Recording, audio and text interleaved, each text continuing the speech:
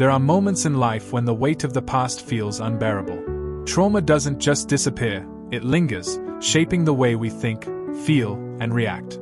I know this because I've lived it. Person sitting alone, deep in thought, staring out a window, followed by soft visuals of nature, a flowing river, leaves in the wind. For a long time, I carried pain that no one could see. The memories, the fears, the nights spent awake, reliving moments I wished I could forget. I tried to push it away, to silence it, but the truth is, trauma doesn't fade by being ignored. It needs to be understood. One of the hardest things to do is to sit with your emotions, to acknowledge the hurt, the anger, the grief. But healing begins when we allow ourselves to feel, without judgment. Trauma often teaches us to suppress, to avoid, but emotions aren't meant to be locked away. They are signals, guiding us toward what needs attention. For me, learning to process my emotions changed everything. Instead of fearing my feelings, I started listening to them. Instead of numbing the pain, I learned to express it, through words, movement, and moments of stillness. And little by little, I found peace. If you're struggling with trauma, I want you to know, your feelings are valid. You are not weak for feeling deeply. And you are not alone in this journey. Healing takes time, but every step you take, no matter how small, is a step forward. It's okay to hurt. It's okay to feel. And most importantly, it's okay to heal. So how do we begin to heal from trauma and PTSD? Here are some techniques that helped me and can help you too. 1.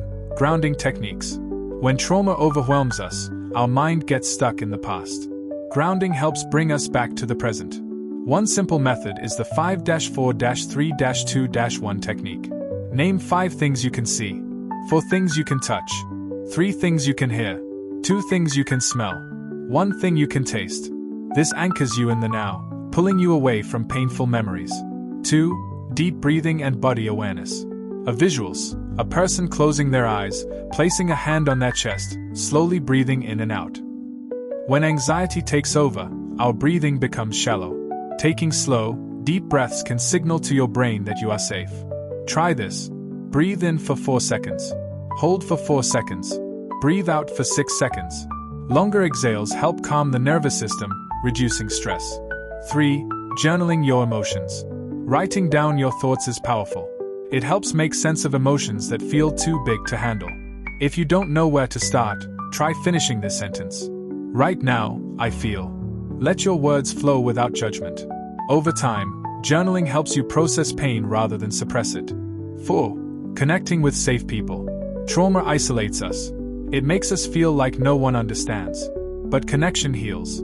Talking to someone who listens, without judgment, can ease the weight of grief. It might be a friend, a therapist, or even a support group. You don't have to carry this alone. 5. Creating a routine for stability.